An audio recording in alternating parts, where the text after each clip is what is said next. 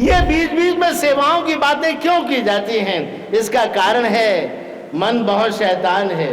मानसिक कमजोरी का मूल बेस अहंकार है। हर चीज दुनिया में काबू हो जाएगी, ये ईगो काबू नहीं होता। हम क्या दे सकते हैं? हमारे आपके पास है क्या? हम तो आशीर्वाद लेने आए हैं। हम खुद ही अपने आप में कमजोर हैं, लेकिन फिर भी एक कमजोर प्राणी जब गुरु महाराज के चरणों में आता है, समर्पित हो जाता है, तो उसे वो अभयदान दे देते हैं। तो पतंग या धागे में ये ताकत क्या थी कि वो आसमान में इसे दिशा पे उड़ जाती। तो यही बात गुरु महाराज समझाना चाहते हैं कि जब तुम अपनी सुरती का धागा गुरु महाराज के हाथों में सौंप हो, जब अपने मन की बागडोर में सौंप देते हो, तो वो धागे को पकड़ने वाले हो जाते हैं। जो तुम्हारी सुरती है उस नाम में उस पतंग की भांति उड़ने लग जाती है, मिल जाती है, और वहां पर ये जगत का खेल समाप्त हो जाता है। जब पतंग उड़ती है तो कबीर का दोहा बन जाता है कि हम बासी व देश के, जहां आदि पुरुष का खेल, दीपक देखा गैब का, बिन बाती बिन तेल। ये पतंग उड़ने का चमत्कार है। जब कबीर की पतंग उड़ी तो उसने कहा वहां जाने के बाद तो मैंने कुछ नहीं देखा। जब पतंग उड़ती है तो भगवान कृष्ण की जबान से ये श्लोक फूट पड़ा कि न दधास्यते सूर्यो शशांको न पावकम यद गत्वा न निवर्तन्ते तद्धामम परमम। ये बात एक ऐसे धाम की गई जहां पर जीव जाता है, पुनर्जन्म न विद्यते, इस अवस्था को प्राप्त कर लेता है। लेकिन वो धाम ऐसा धाम नहीं है, वो देश ऐसा देश नहीं है कि जहां पर आप पैसा खर्च करके जाएं। वो धाम ऐसा धाम नहीं है जिसे आंखों से देखा जाए, शब्दों में समझाया जाए। लेकिन जब हमारी सुरती उस नाम में चढ़ जाती है, जब हमारा ख्याल शून्य हो जाता है, मन के संकल्प और विकल्प इंद्रियों से हट करके गुरु महाराज के चरणों में शून्य हो जाते हैं, तो वहां पर उस धाम का वो बासी बन जाता है। वहां पर ये द्वैतवाद खत्म है, वहां पर ये मेर तेर का झगड़ा खत्म है, वहां पर ये संकीर्णता की दीवारें, चाहे वो जातिवाद की हो चाहे संप्रदायवाद की हो, ये अपने आप समाप्त हो जाती है।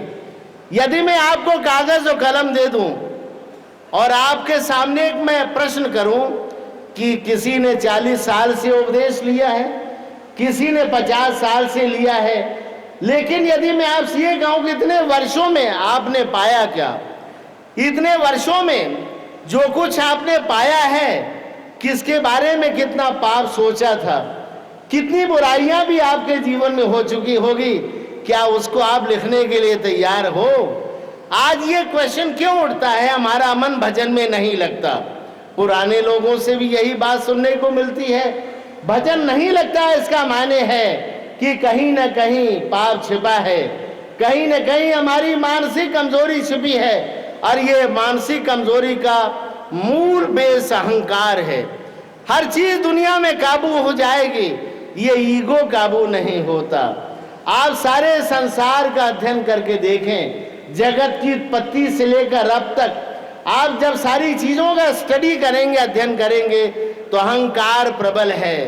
और अहंकार प्रबल होते ही ये तमाम बीमारियां, जैसे लीवर खराब होता है तो सारे रोग उत्पन्न हो जाते हैं, ये तमाम बीमारियां उत्पन्न हो जाती हैं। वैद्य कहता है पहले लीवर का इलाज करा लो, लीवर ठीक हो जाएगा तो तुम तमाम बीमारियों से मुक्त हो जाओगे।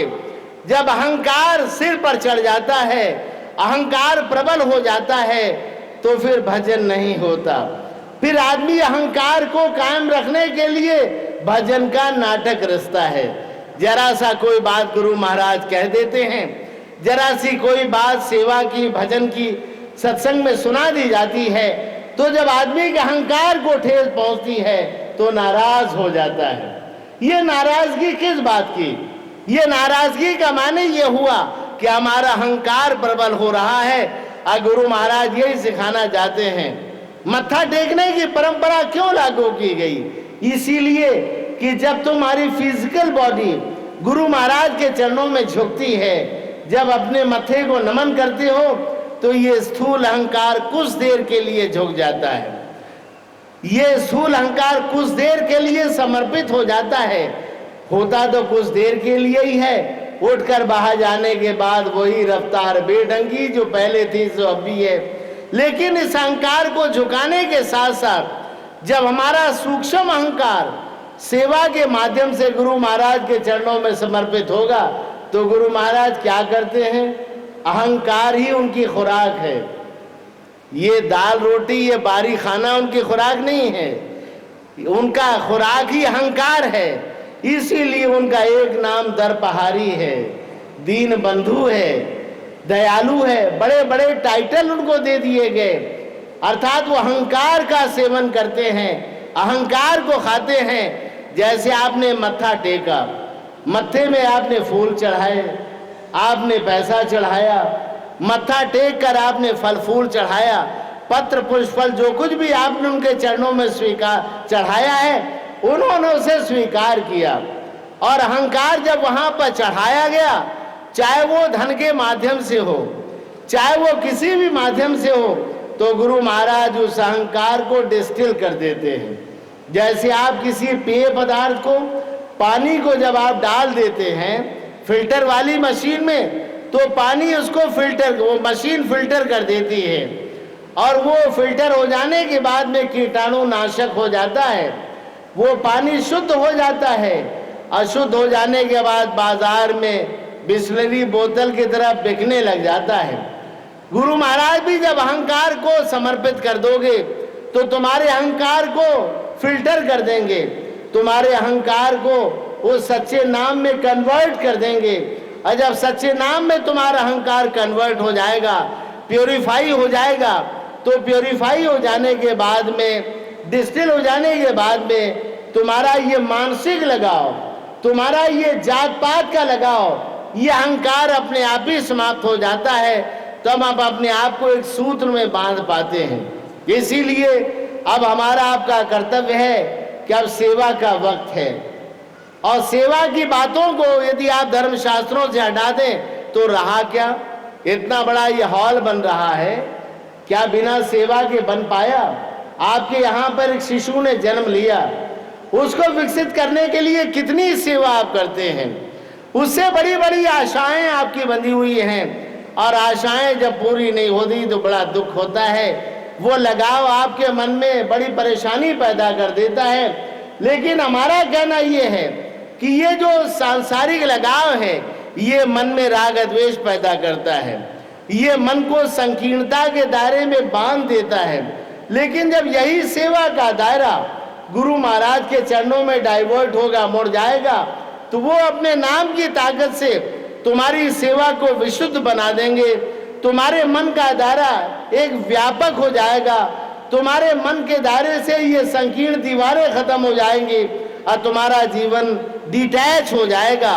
तुम्हारा जीवन गीता के सुश्लोक को साकार कर देगा कि कर्मण्ये वाधिकारस्ते मा फलेषु कदाचन। अर्जुन तो कर्म कर पर आसक्ति न रख, फल के प्रति आसक्ति न हो। जगत की सेवा करोगे आसक्ति होगी, अटैचमेंट होगा। सदगुरु की सेवा करोगे तो ये अनासक्त हो जाओगे, तुम्हारा मन भुने हुए बीज की तरह हो जाएगा।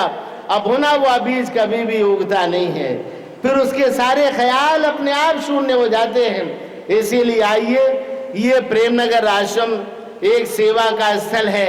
हंस जी महाराज जो जगत जननी माता की तपस्या स्थली है, ये उन्हीं की तपस्या का अंजाम है कि इतना विशाल भवन खड़ा हुआ है, इतना विशाल प्रेमनगर आश्रम खड़ा हुआ है। याद रखना, प्रेमनगर साधारण बात नहीं है। ब्रह्मानंद ने ठीक कहा था कि प्रेमनगर मत जाना, मुसाफिर प्रेमनगर मत जाना। अब इसका माने नहीं है कि आपको प्रेमनगर के लिए मना कर रहा हूं। ब्रह्मानंद का भाव ये था कि प्रेमनगर की गलियां बड़ी सकरी हैं, जहां प्रेम है वहां पर अहंकार नहीं चलेगा, जहां मैं था वहां हरि नहीं। ये प्रेमनगर कहता है कि यदि सच्ची भावना से आए हो तो जहां मैं था वहां हरि नहीं। पहले इस मैं को चढ़ा दो, इस ईगो को चढ़ा दो। जब ईगो को चढ़ा दोगे तो ये जो क्वेश्चन किया जाता है, अजी क्या करें, जब भी महात्मा लोग आते हैं, बाइयां आती हैं, सेवा सेवा, ये बात सुनते सुनते हम बोर हो गए, परेशान हो गए। ये ख्याल तुम्हारी मानसिक कमजोरी का या तुम्हारे मनसा पाप का ही तो लक्षण था। या तो ये कहो कि गुरु महाराज से हमारा कोई संबंध नहीं है, हम केवल सम्मान करते हैं, इज्जत करते हैं, फॉर्मेलिटीज पूरी करने आते हैं। और यदि सच्चा रिश्ता है तो फिर ये पर्दा कैसा, फिर आपस में झिझक कैसी, फिर आपस में शंकाएं कैसी। सेवा के मामले में गरीबी अमीरी का कोई संबंध नहीं होता। आप गुरुद्वारे में जाकर देखें, बेशक वो 10 गुरुओं का चोला नहीं रहा, लेकिन इसके बावजूद भी वहां जाके आप देखेंगे तो बड़े बड़े ऊंचे खानदान के सरदार, जिनके यहाँ नौकर चाकर हैं, जिन्होंने अपने हाथ से एक गिलास पानी नहीं उठाया, वो भी वहां प्रसाद के लिए तरसते हैं। वो भी वहां पर जो है सेवा करने के लिए तरसते हैं। एक भावना है उनकी कि यहाँ कोई तो नाम जपने वाला आया होगा।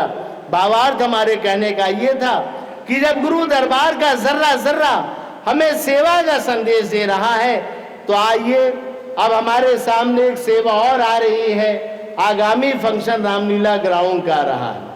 ये बीच बीच में सेवाओं की बातें क्यों की जाती हैं? इसका कारण है मन बहुत शैतान है। ऐसा है, गर्मी की छुट्टी में जब बच्चे को छुट्टी मिल जाती है तो अनुशासनहीन हो जाता है, डिसिप्लिन को खो देता है। इसीलिए मास्टर क्या करता है, होमवर्क दे देता है। होमवर्क इसीलिए देता है कि बेटा खाली खेल कूद में टाइम को मत बिताना, होमवर्क भी कर लेना। ऐसा न समझना कि प्रेम नगर आए हो, थोड़ा गाना सुन लिया, जरा बड़ा आनंद ले लिया, कुछ मजा आया, इसके बाद में वही रफ्तार बेढंगी, घर जाने के बाद फिर रामलीला ग्राउंड में आ जाएंगे मत्था टेकने। प्रश्न इस बात का खड़ा होता है, जो कुछ भी सुना है टेक होमवर्क भी यहाँ से दिया जा रहा है। जहां भी जाओगे ये होमवर्क तो गुरु महाराज का बंधा हुआ है, सेवा भजन सत्संग का। जब सेवा परायण जीवन तुम्हारा होगा, जब सेवा के प्रति तत्पर रहोगे, सेवा के मामले में कंपटीशन करो तो मैं मानूं। अहंकार के मामले में कंपटीशन करते हो, पदों के लिए कंपटीशन किया जाता है, लेकिन सेवा तो सेवा ही होती है। यदि सेवा में छोटी और बड़ी बातें आ जाती हैं तो मेरा ख्याल है कि भगवान कृष्ण ने जो झूठे पत्थर उठाने का ड्रामा किया, शायद ये कहानी काल्पनिक होगी। और यदि कहानी सही है, यदि कहानी काल्पनिक नहीं है, तो फिर उन्होंने ये दर्शा दिया कि सेवा को छोटा मत समझो। इसी प्रेम नगर आश्रम में मैंने अपनी आंखों से देखा है, हम भी यहाँ सेवक के रूप में रहे। जिस समय प्रेम नगर का बगीचा बनाया जा रहा था, पेड़ पौधे लगाए जा रहे थे, बारिश का सीजन है, बारिश बरस रही है, सेवा में हम लोग लगे हुए हैं, पौधा लगा रहे हैं। और हंसी महाराज भी आकर के एक पौधा लगाने लग जाते हैं, भीग रहे हैं। सवाल इस बात का, इस बगीचे से बड़ा लगाव था उनका, ये जमीन से बड़ा लगाव था। उस योगी ने, उस महान आत्मा ने बड़ी बड़ी तपस्या यहाँ पर की थी। इसीलिए प्रेम नगर साधारण नगर नहीं है। आओ इस प्रेम नगर में आने के बाद से, यहाँ से जाते हुए एक ऐसा प्रेम का संदेश ले जाओ, अर्थात एक ऐसा संकल्प की ताकत को ले जाओ, जो संकल्प आगे आने वाले फंक्शनों में हमारे अंदर एक ताकत देगी, एक सेवा का बल देगी। और कलिकाल में आदमी का मन तो धन में फंसा है। अरे भाई, आप लोग यहाँ आए हो, घर में बक्सा तो होगा ही, जिस बक्से में पैसा रखते हो ईमानदारी से बताना, ताला तो लगाया ही होगा। क्या कोई ऐसा है कि जिस बक्से में कैश है उसमें लॉक ना लगाया हो? ये हो नहीं सकता। यदि लॉक लगाना भूल जाएगा तो फंक्शन छोड़ के वो टेलीफोन करेगा या भागा वापस चला जाएगा। कितना लगाव है उस बक्से से। बटुआ चोरी हो गया, अनाउंस होता है, ऐसा है वो बटुए का अनाउंस नहीं होता है, वो बटुए में कुछ है। यदि वो ना होता तो एक जरा सा चमड़े का थैला है, कोई खास बात तो ऐसी है नहीं, लेकिन सवाल है बटुए में कुछ है। तो कितना लगाव है कि हम अनाउंस कराने के लिए आते हैं। तो यहीं से अंदाजा लगाइए कि जहां पर हमने धन को महत्व दिया है, कितने पर्दे से रखते हैं, जेवर को लॉकर में रखते हैं, बड़ा संभाल कर रखते हैं, कोई जेब कतरा ना काट ले। जब जगत की माया के लिए इतना लगाव है, इतना हमारा उसके साथ प्यार है कि हम इसको संभालने के लिए हर कदम उठा लेते हैं, इसको विकास करने के लिए हर गेम खेल लेते हैं। पैसे के लिए आदमी दीन धर्म बेच बैठता है, सारे कुकर्म पर उतारू हो जाता है। पर गुरु महाराज सिखाते हैं कि यदि तुम मेरे नाम से जुड़े रहोगे, यदि मेरे चरणों में तुम्हारा सेवा का लगाव बना रहेगा, तो सेवा तुम्हें गरीब नहीं बनाएगी, बल्कि सेवा तुम्हें अमीर बना देगी। कबीरा सब जग निर्धना, धनवंता नहीं कोई, और धनवंता सो जानिए जाके पास राम नाम धन होए। गिलहरी का नाम सेवा में आ गया। अर्थात सेवा एक ऐसा मीडिया है कि जब हमारा लगाव बन जाता है गुरु महाराज से, तो दरबार का हर निर्देश हमारे लिए मान्य है। वहां पर जो भी निर्देश दिया जाता है हम उसे प्रसाद के रूप में स्वीकार करते हैं।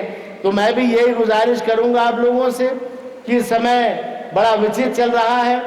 ये गुरु महाराज का आशीर्वाद है कि जहां सारे विश्व में हाहाकार छाया है, जहां पर आतंकवाद का बोलबाला हो, आदमी सफर आज़ादी से नहीं कर सकता, आदमी आज़ादी से सो नहीं सकता। कितना वायुमंडल दूषित है, चाहे बड़ा घर हो चाहे छोटा घर हो, जहां जाओ जहरीला वायुमंडल है। ये बारी जहर को रोकने के लिए योगियों ने योग मुद्रा के साधन निकाल डाले, पर ये ईर्ष्या का जहर नहीं जाता। कई बार आप लोगों की ज़बानी सुनने को मिलता है, क्या करें, लहू का घूंट पीकर घर में रहते हैं, बेटा कहना नहीं मानता, पत्नी कहना नहीं मानती, इतना कमाया जिसके लिए अंत में बेगाना निकला, अंत में यही लोग धोखेबाज निकल गए। तो ज्ञानी ये सिखाना चाहते हैं कि झगड़ा तो मुख्तियार नामे का है।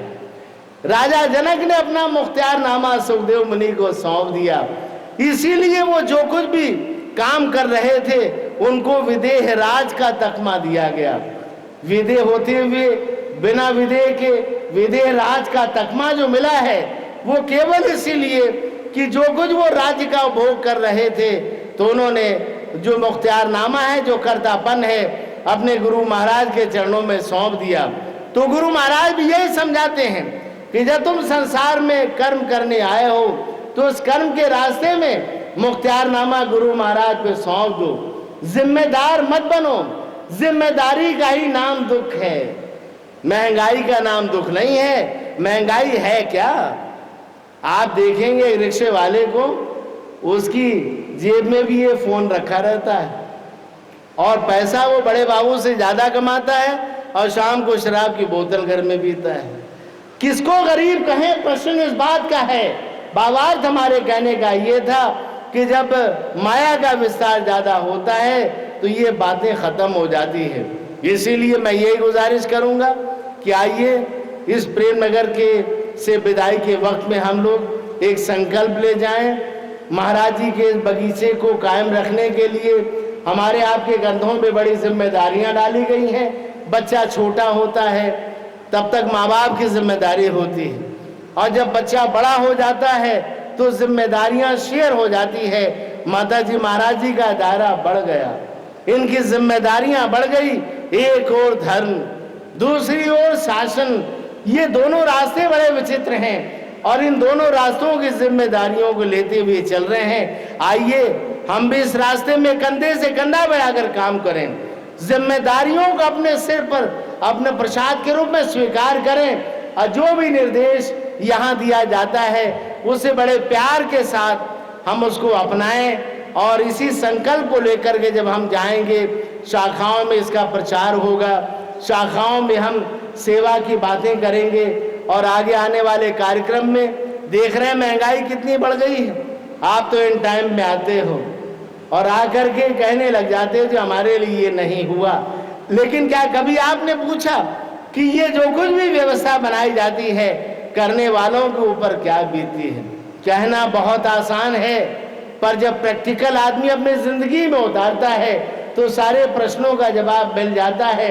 यदि एक उंगली किसी को दिखाओगे तो याद रखना 3 उंगलियां मुड़कर हमारी ओर भी आती हैं। इसलिए आइए हम यहाँ बैठ करके महान पुरुषों के चरणों में अपने गुनाहों की माफ़ी मांगें, अपने संकल्प की ताकत को मजबूत करें, और ये जन्मदिन का त्यौहार बड़े हर्षोल्लास से मनाया तो हमने ज़रूर है।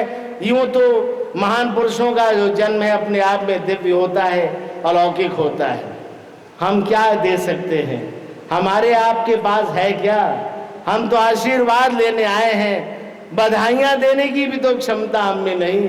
हम खुद ही अपने आप में कमज़ोर हैं, लेकिन फिर भी एक कमज़ोर प्राणी जब गुरु महाराज के चरणों में आता है, समर्पित हो जाता है, तो उसे वो अभयदान दे देते हैं। विभीषण आया, हनुमान ने अपोज किया। हनुमान ने कहा महाराज ये रावण की सी भी आई है, छोटा भाई है, बड़ी गंदी नीयत से आया है, इसे यहाँ मत बैठने दो। पर प्रभु राम कहने लगे नहीं नहीं विभीषण, मुझे बड़ा रहमदिल माना जाता है, मुझे दीन बंधु कहा जाता है, और जो मेरे दरवाजे पर आ गया मैं उसे ठुकरा नहीं सकता। जाओ विभीषण, हमारा आशीर्वाद है, तुम ही लंकेश बनोगे, तुम ही लंका की गद्दी पर बैठोगे। मुकुट पहना दिया, आशीर्वाद दे दिया। अभी तो हार जीत का फैसला नहीं हुआ, लड़ाई भी नहीं शुरू हुई, पहले ही उन्होंने आशीर्वाद दे दिया। ये प्रभु राम की दिव्य दृष्टि थी, इसी को दिव्य दृष्टि कहते हैं। वो कोई चमड़े की आंख नहीं है जो खोल दी जाती हो। दिव्य दृष्टि का मतलब दूर की दृष्टि। गुरु महाराज ने, माता जी ने दूर की दृष्टि से ये शासन का गेम खेला है। तो आइए हम इसमें सहयोग देते हुए जो आगामी आने वाला फंक्शन है उसमें सेवाओं के लिए अभी से तत्पर हों।